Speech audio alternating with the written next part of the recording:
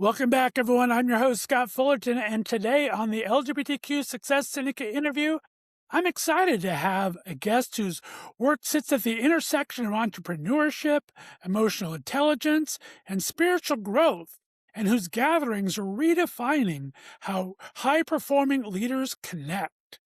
Matt Gerlach is a business and mindset coach helping entrepreneurs resist burnout, build emotional resilience, redefine success, and grow spiritually, not as separate goals, but as an integrated path forward. His Friday Brunch series, a curated invitation-only gathering hosted in his home and featuring home-cooked brunch and deeply transformational conversation, has gained national attention and was recently featured in Forbes magazine. Yes, folks, brunch, community mindset, and business strategy all under one roof. That's my kind of innovation, and I'm looking forward to talking to him. Please welcome to the show, Mr. Matt Gerlach. Matt, welcome, my friend. How are you? I'm great, Scott. Thanks for the warm introduction. Nationally recognized. I never had heard it said like that. I like it. Well, I appreciate every second. I've been following you on LinkedIn for a while now, following your career trajectory, and you've just done some amazing things. And I was able to sit in on one of your coachings yesterday and experience it firsthand. So you're really doing some great work out there. Thanks. I try. Well, let's talk about this. I mean, you walked away from a company that you built, you scaled it successfully. What was happening internally at that time that led to that decision? You know, when I started my prior business, it was a sales and marketing agency supporting growing consumer product companies, really helping them with overall revenue growth, marketing and sales, the whole thing, really as like a fractional CEO to a lot of companies. Immediately when I started this business, it was my biggest leap ever in life. And at the time, I didn't know emotional health mattered. And I would have just said that I was overly worrying and trying to numb it. And I ended up in the hospital a couple of times from the stress of it all. We can go into more of this if you'd like to, but I embarked on a personal growth journey and learned who I was, why I was struggling emotionally, and it all pointed back to childhood wounds that had never been addressed. And in the process of doing this, I got to know myself and I realized that I wasn't put on this earth to brands sell products to people who don't necessarily need them. And, the whole thing is just wild. I never would have said that I even have a creative bone in my body. And here I am, doing anything but traditional business. And I've never been happier. That is awesome to hear. And like I said, I did kind of read about some of the health issues, but how were you able to correlate your health challenges to your work environment? And how does listening to one's body kind of become a catalyst for a career pivot like that? I've been thinking a lot about this and where I really where my work really benefits or it really benefits the person that's, not super science minded like me. I believe in it all. I understand it all, but I make things very digestible. I'm a very normal person. I am not, and I think, I'm kind of like laughing while I'm saying this because some of my clients, I'm like teaching them meditation and I'm like, oh my gosh, like I can barely like I'm not an expert, but I'm also somebody who's meditated every day for the past like 6 or 7 years probably. And what I'm saying right now, it's just my simple definition of anxiety. And I've said this to therapists and doctors and psychologists, and everyone's like, yeah, that makes sense. And I just think anxiety for most of us, not all of us, I want to be very, clear that there are, outliers, of course, but it's our inner needs not matching our external environment. Yeah. And we're afraid and I mean, and it's legitimate. I'm not saying, I mean, and, I read a book along the way, which again is just so funny. Like, I never read ever until I started on this journey. And now I read like a book a week now. It's insane. But I picked Yeah. up an Oprah book that I think it was called The Path Made Clear. And I remember where I was going to a trade show. Anyone who knows me knows how much I hate trade shows. And that was a big part of my job. And I was in the Reno airport and I remember stopping and like taking out my phone and like writing down some notes. And it said, "Your life is always speaking to you. And the whisper just keeps getting louder and louder and louder until you finally do something about it." I read a million other books and tons of other things, was in therapy. My husband and I were in couples therapy at the time. I was became a yoga teacher. Personal growth couldn't have been any more a priority of mine. And just, I mean, it's kind of funny. I'm being very like nonchalant about this and casual because it kind of just over time, I realized that if you listen to yourself, your insides are telling you what you need, And when I think of the people in my life that are like suffering the most from anxiety, it's like, I mean, they're holding things in. They're not, being truthful with themselves, and they're not flapping their wings to the fullest ability, and they're just trying to numb discomfort. And, you know, it's interesting, like with my family. I mean, I love my family, but I mean, it's pretty much clear that everyone would really prefer that I just try to keep this all inside and not talk about it and Mhm. continue the family tradition of doing so. I tried, it didn't work. My body was exploding on the inside. And the more that I listened to that, the more that I was able to understand other parts of my life that were speaking to me. And life has become a journey of listening to myself and helping others do the same. I love that, and such an obvious thing we don't think about. I mean, people's hair falling out, people chewing their nails down. I mean, there's all these external things that we just think as natural progression, but it's really different, causing different factors and telling you a lot about yourself that you never really knew. I mean, your business does incorporate that emotional and spiritual development in your coaching with people. Was that from the very beginning, or how have you been integrating that into your work over the last 3 years? Can I go back to what you said a second ago Sure. about? I love what you were saying. And it was funny. I'm a big Sopranos fan. I think it's like the best show ever, kind of. And I was watching it for the umpteenth time last night, where Adriana, she had like IBS, irritable bowel syndrome. And she was holding, she's talking to the FBI about her husband. Her husband is like, being mean to her, or her fiance. I'm not sure if they're married. And this was probably 20 years ago, Sopranos was on, maybe 25 or so, which I guess is a while ago. But it was like they were treating her like, well, the doctor started asking her because nothing was wrong with her. Like he was like asking her, like, what psychosomatic stuff is going on. So it was interesting to even see that 25 years ago, we knew that, when there's nothing wrong physically, we have to look at emotional stuff. And then her husband was like, just take a pill for this. You know, and I think that when I look back to my life, and I don't think, I mean, I just don't think people, I think we have to become educated and know that, like, I mean, like when I have a physical malady now, my assumption is generally that it's because of something going on in my life. It's not like my Mm. leg is hurting for no reason. Back to your question, you asked about if emotional intelligence was always part of my coaching programs, right? Right. Yeah, I mean, this has been, you know, anyone who knows me, like, I don't pretend to be this person who has all of life figured out. I have worked with a few people, like coaches like that are like, here's the 10-step thing. And like, that's just not ever resonate. I've learned things. I'm not saying it's bad, but, like, I mean, I had a client come to me not long ago and was like, "I don't wanna touch any of that, like, emotional work. I just wanna grow my business to where I'm making millions of dollars." And I'm like, "Okay, dude, good luck." But, when I left my sales and marketing agency to pursue something different, I didn't necessarily have this all planned out. And I really had to learn to trust that just, I have some money. I need to work still eventually. I mean, I am working now, but I need to like continue, growing Sure. my business a little bit. But, I've learned to trust and surrender and let life show the way.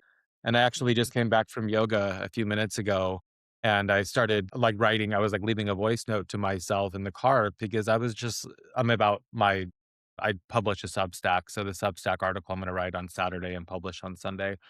And it's just like, I can't believe how much my life has come together professionally in this past month of just like really surrendering. And Love that. like, I mean, I was saying this, so it's really funny you ask about this right now, but it's like, you know, like on the outside, people would probably think that my confidence is just through the roof. And, it's absolutely not, like when, and, I look at the clients that I work with, that I've worked with, that have finished with me. The goal is to, get somebody through so they're, learning and not needing to work with me unless there's other things and stuff.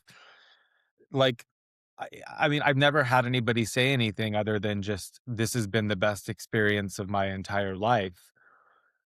And it's just funny how, like, even asserting myself, when I'm meeting people and like, "Hey, like, I could help you with that." It's a challenge that's getting better and better and better.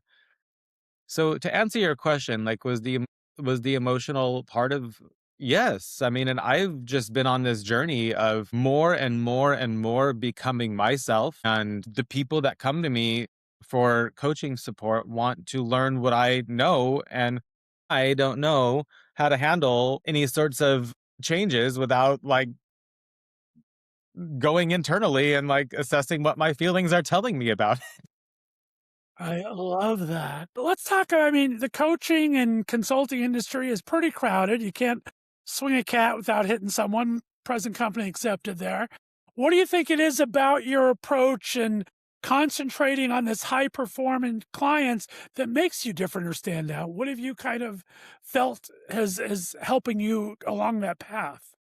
It's interesting. Like, I mean, find me an industry that's not crowded right now. Find me a market that's not. I mean, it's true. Like, when's the last time you've heard someone say, "Hey, I found this, untapped market and I'm making millions of dollars without much effort"? I don't know anyone said that to me in 20 years, probably.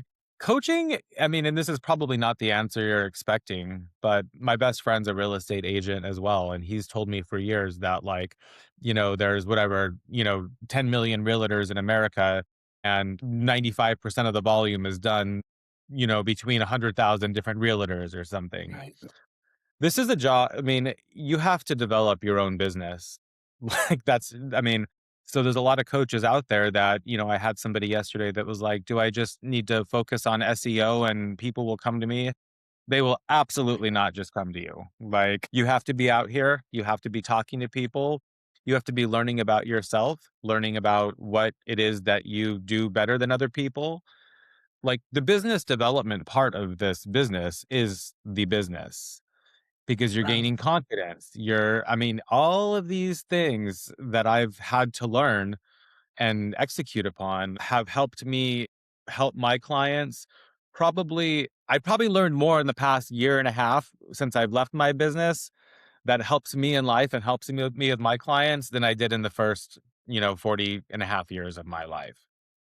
This is I a love it. character building exercise. And what separates me from the other coaches out there, it's not necessarily I mean, there are separate, I mean, I'm definitely a very sensitive, kind, intuitive person. I'm not all about like, here's your amygdala and that's why this is happening. I mean, I believe in all of that, to be clear. I just break it down into everyday terms. My business, I grew to where it was making me over $1 million a year. So I don't say that to brag, and I'm not. I mean, it's just been part of my story, and I can relate to people who, uh, most of my clients, like, they come to me and there's some version of like, I should be happy. Like, I have money. I've checked all the boxes. I've done all the things I'm supposed to do. And that's sort of where I work, where like if you're starting a business and don't have any experience in doing so, there's other coaches out there that are better for that. But I really relate to the person that had everything and I earned everything. I was not born with a silver spoon in my mouth. So it's really about, I did everything I was supposed to do.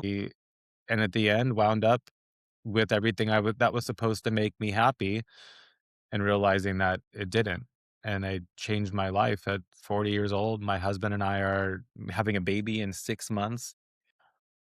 So people How come to me because of the perseverance. I don't give up. And, I also don't push anymore either hard. Like, like I'm not a hustler. If you're like, and I think there's a place for that in the world. It's nice, that there's 20 somethings out there that are, able to work 80 hours a week towards their passion. It's not me and it's not my clients, or it is my clients and their bodies are screaming at them to stop. And that's what I help them with. As a self-defined bear of a certain age, I agree 100% with that sentiment. So yeah, Right. definitely. And you talked about it. I mean, yeah, making 100,000 or making 1 million a year or whatever. And we talk about redefining success. And I think that's a big part of your program because a lot of entrepreneurs, that's how they do it, by how much money they made, right? What Mhm. is your definition that you try to propose to your clients instead of how they find their own success metric? I mean, I think you define it for yourself. I mean, I don't really, if somebody really wants to make a ton of money, and I don't think that's bad. I mean, I don't think it's bad at all. Go for, I mean, I think the world needs people that want to grow billion-dollar companies. I mean, so in terms of like, I've never really encouraged somebody to adopt my definition of success. I would Right. imagine that if I were to ask every one of my clients and they were articulating it after some thought, success would probably be equated to freedom, to enjoying the, like, but not freedom in terms of like, I can do anything I want. It's really the Uh, people that come to me that I work with are, the self-made business owner that has 20, 50 employees and they're trapped in their own business and they're like, why do I have 20 employees? And to be honest, a lot of them that have 20 probably need 10. So they really shouldn't be the one that's changing the printer paper. And we're helping them learn how to delegate, learn how to, one of my clients, he said that I've helped him see this and he keeps, I'm repeating this motto to himself: clarity is kindness.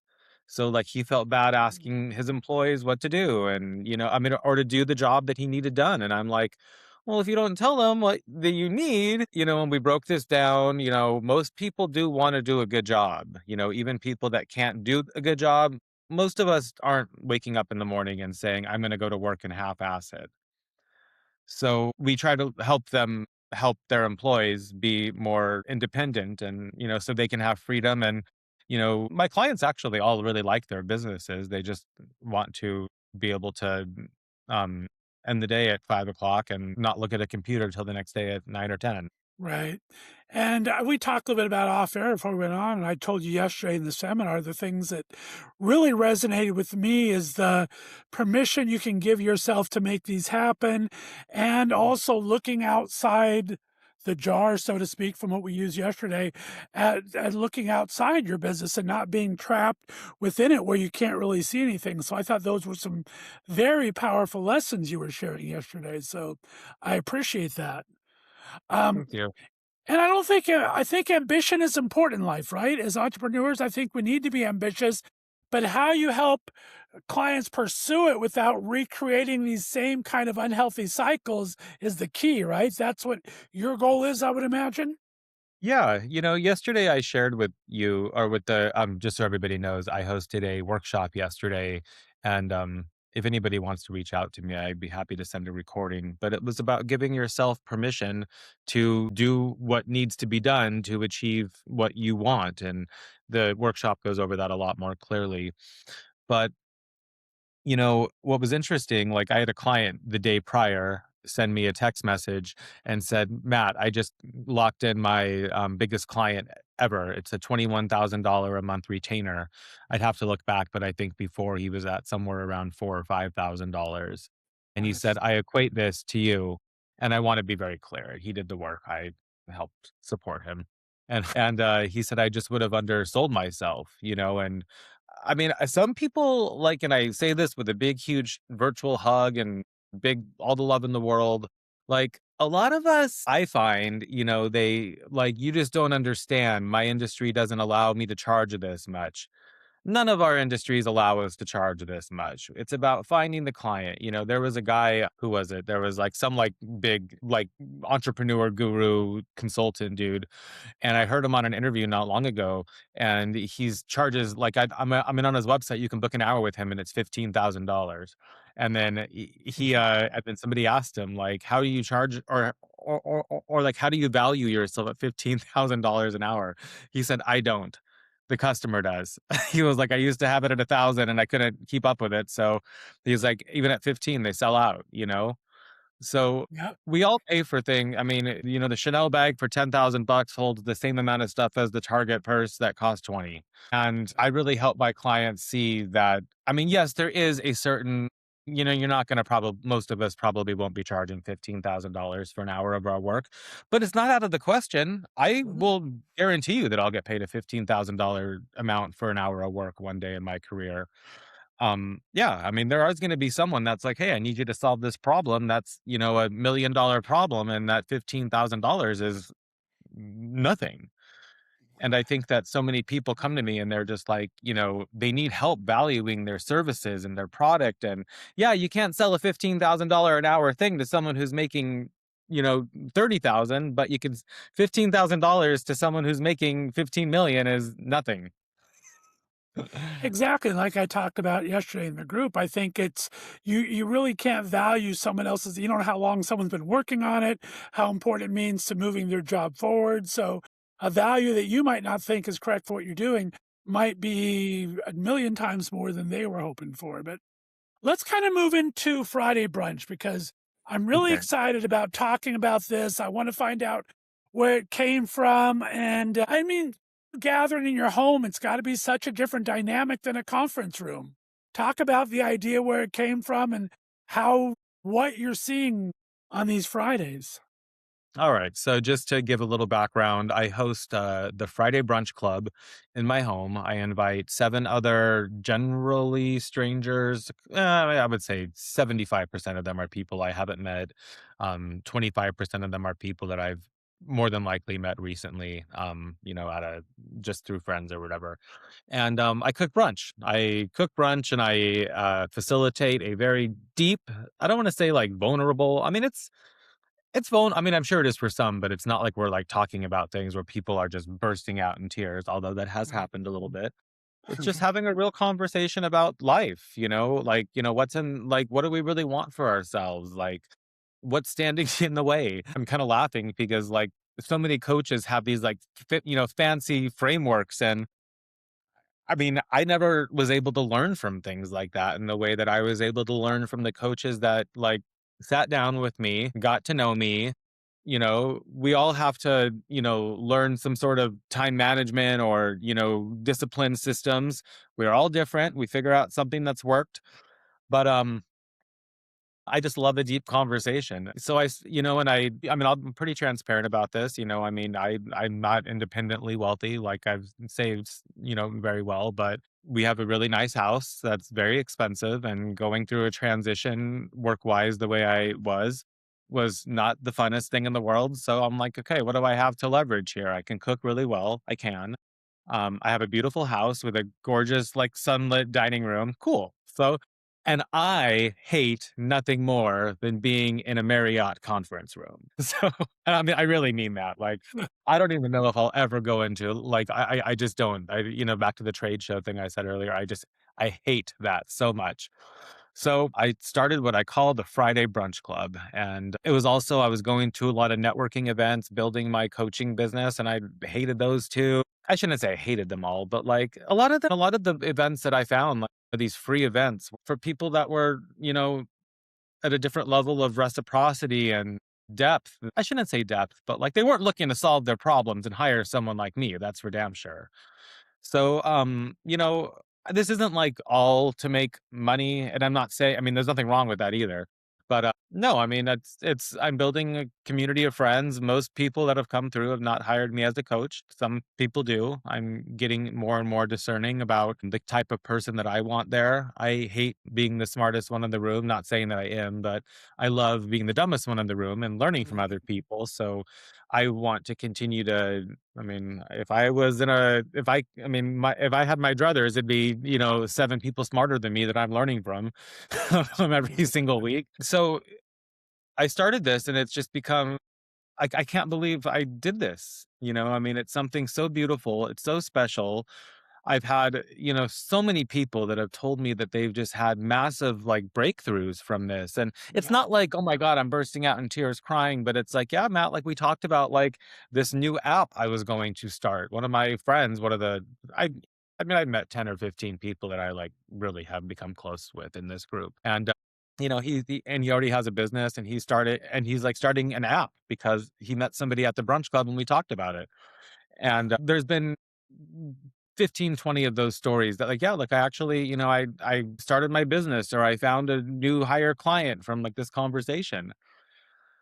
So, it's funny because this morning I actually posted on LinkedIn. I'm getting inquiries that people want help starting their own I saw brunch that. club Yeah. type situation. So I think I'm going to be launching a program around this. And I think it's actually gonna be this isn't just to start a brunch club. I mean, if you'd like to, I'd love you to, and I'm even, like, thinking, like, this could be, like, where I if, there's places all over the country that do this on Fridays, I provide Sure. curriculum, guidance, I mean, it absolutely can be self-serving to the host, whether that's, bringing your, dad, a new dad and, you wanna make dad friends, like, inviting that person, if Mhm. you're a woman who loves sewing and want to get people together in the community for that, or if you just want, like, I had no friends at all, really. There was a small stint, different story for a different day, where I had a few friends, but up until high school, like, I had no friends. So I had to become very creative in how, I had to work very hard to make friends. And it's funny, like, I'm a quality more than quantity person, but I do have a lot of friends, and I have a lot of good friends, like, a lot of deep friends. So, it's funny how many times I'm sure we've all heard the narrative that that it's hard to make friends in your 40s. Well, I met 200 last year. So, I think there's a huge opportunity to help people connect, whether it be for business or for pleasure. But I can't believe that, like, this dream that I had, like, this idea that I had, Forbes, like you said, picked it up. Um, I can't believe this might turn into something where, like, who knows, in 10 years, what if I'm, like, have a talk show on NBC or something? I mean, I don't know, maybe that I heard myself say that, I don't wanna sound too over, I'm an overly full of myself, I guess. But, who knows, just get started. I love I did see the post today that you're looking to help organize that. I think that's such a great idea that can be used. I mean, Zooms are great. I have my own group that I do a weekly coffee chat with, and it's great to connect and kind of, but I think the intimacy is in person, right? That's where you really start sharing a little more of yourself. Walls come down a little bit more. So I love that. I love that. I mean, everyone's obsessed with scaling things, right? But I think more than 10 people would hurt this. I think it's really important to have that kind of thing. I remember when Kathy Griffin a couple years ago started doing salons again, where they all sat. She invited people over to dinner and started chatting. I kind of thought, I want to do that. I love that kind of idea. And you've just taken that to a different level, I think. So congratulations on that. Thank you, and 2 more things on it, like, I live in Los Angeles, so, this would not be as easy to do if you lived in some town with, 10,000 people, so keep that in mind, and I like Zoom as well. I don't actually feel like being in person. I mean, it's nice, but it's not, like, this could be for creating an online community that's something that's deep as well.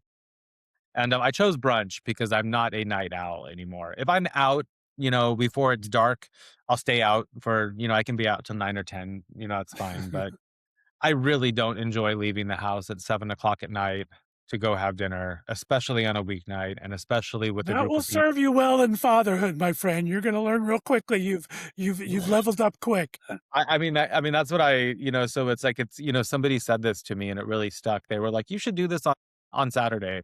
And I don't mean this admonishingly, but I was like, "Ah, this is not for somebody." The community that I'm creating, like what I'm doing, it is the person that does have flexibility in their schedule to get away from their Friday Right. for 3 hours or whatever. And no judgment if that's not you, but we need to have, guardrails and like, to attract the people that we want to be with.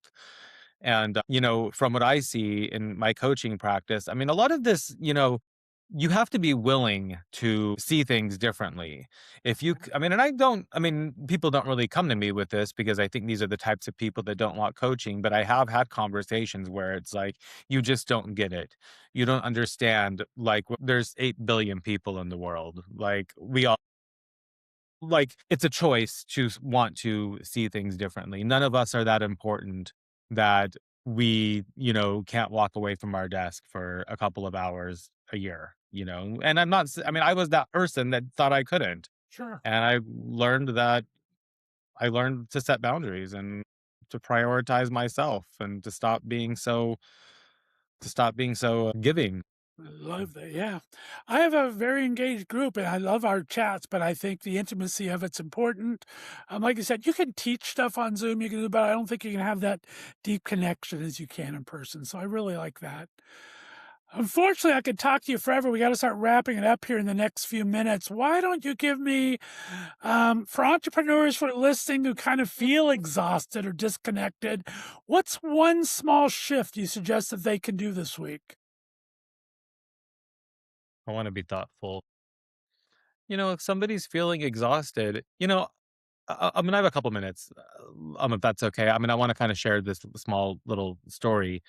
I had a client a couple days ago, and it's funny. I mean, I don't like he came. I mean, he started working with me to sort through some professional obstacles. There's a lot of personal stuff going on. I'll keep it just kind of high level, and I know that, and he knew that coming into it. And then we had a session where I'm quite certain that there was much bigger objectives where he wanted to Mm. sort through personal. I mean, through some big career stuff, and we spent the whole time on his personal situation that's going on, which needs to be dealt with. I mean, and that's the reality of it. I didn't feel like it was I mean, I felt like the personal work that we did is way more beneficial, and it's gonna all turn into, he's gonna be amazing. There's no question about it. But he spent like so much of the session like, I don't know what to do about this. I don't know what to do about that. I can't tell what I need here, blah, blah, blah. And I don't mean that like in a deprecating way. And Right. then at the end, he's like, I just need a nap. And I'm like, you've spent 55 minutes not knowing what you need or like not knowing what to do about these big things. And sometimes we need to slow down. I mean, I hate the word slow down Yes. because people are going to be like, you just don't understand how busy I am. I get it. Sometimes we need to zoom out. You referenced this earlier, but one of my favorite sayings, and God, I wish I could take credit for it, but it is, you can't read the label from inside the jar. Think about that. You're in a mayonnaise jar. The label is one sided. You cannot read what that says. So if you're exhausted, if you're like, what do I even do? Like, what's the plan? Get yourself out of the jar, and get yourself out of the jar. Like, make a plan. And it doesn't have to be a big plan. You're not planning the next 5 years. You're planning the next month or week, and you're maybe the next few days, like what is like what are you doing? But think about this. If you wake up in the morning and stare at a list of 45 items on a to-do list versus you spending a half hour sorting through that and making it easy, so when you wake up on Friday you get to see that there's 3 things on your list that you have identified as what's going to get you to where you want to be, how much more successful are you going to be? Right. If Well you do said. 3 things 2 days a week, that's six. By 50 weeks a year, that's 300 things you're going to get done. And that's only 2 days a week. So you have 3 days a week to do the work, to do the responding, to whatever, And 2 days a week, if you were to get 3 things done, that's 300 things a year. And you will not be able to identify, you won't get 300 things done ever in a year unless you take the uncomfortable time to sit there, not looking at your email, and make a little bit of a plan. I guarantee anybody that is exhausted, if they honor that exhaustion for a short time and allow the rest recovery, whether that's an hour or a day or maybe even a couple of days, I guarantee anybody that they will be more productive after taking that rest than they would if not. Great advice. Well, Matt Gerlach, we're going to talk in a couple of seconds how they can contact you and learn more from you. I always like to finish up with a couple of 5 fun rapid fire questions, get a little personality involved. Let's shoot through those quick. Question number 1 for you, Matt. What is your go-to brunch dish that you love cooking the most? I'm a little embarrassed about this because first of all, I don't love breakfast food. And but the brunch dish, I mean, but I'm a little embarrassed because I've systematized this and, if anybody wants to start their own thing like this, I do make pretty much the same thing every single time. You know, everyone likes it. And it's something that I can make. I'm a good cook, but I do specialize in kind of making things that look a lot harder than they are. I make a frittata. I go to the farmer's market and buy all, like, good ingredients. So frittata Nice. is like a spinach and goat cheese frittata, some sort of soup, like cauliflower soup, and, some sort of, like, I'll either buy bread, good bread, or I'll make tomorrow I'm making, blueberry muffins or blueberry bread or something. And, the 4th thing would be, a salad. Yeah, like a really good salad that's fresh, Nice. and I make my own salad dressing. Very cool. Well, I'm a foodie, so I ask a lot of food questions, and I'm a big Well, guy. I So am let's go question number 2. You're a world traveler. You and your husband travel quite a bit when you have the time. What is the best meal you've ever had, and where was it? I would probably say, I mean, like omakase sushi in Japan. I love Japan. I love Tokyo. I've been to the mountains in Japan too, so that'd be my I do favorite. many interviews, and Japan is on everyone's Okay, list, so I agree with that great. 100%. You gave us one book earlier. Question number 3. What book maybe changed your perspective on success you might recommend for other people to read? The book that changed my life the most probably was by a woman named Glennon Doyle, and it was called Untamed, and teaching you how to live your damn life the way you damn well please. And you're not doing any harm to anybody else. You're just living your life for you. Nice. And back to traveling, what is the favorite city or just a place you found for soulful conversations? Mm, soulful conversations. I used to live in New York. I would say that a real conversation will happen with a New Yorker. I like Nice. New York. And question number 5, what yoga pose is the best for beginners? And what would you break them in on as a yogi? Downward dog. I would say it's, your hands, like you're like a tent, like, like a mountain, like that. Yeah. So that would be my favorite, recommendation. Well, Matt Gerlach, I have so much more to talk to you about, but I know we're on a hard out here. I appreciate you taking the time. Please let everyone in the syndicate here know where they can find you through your website and social media, and if they want to like book a coaching session, how the best way to go about that. Amazing.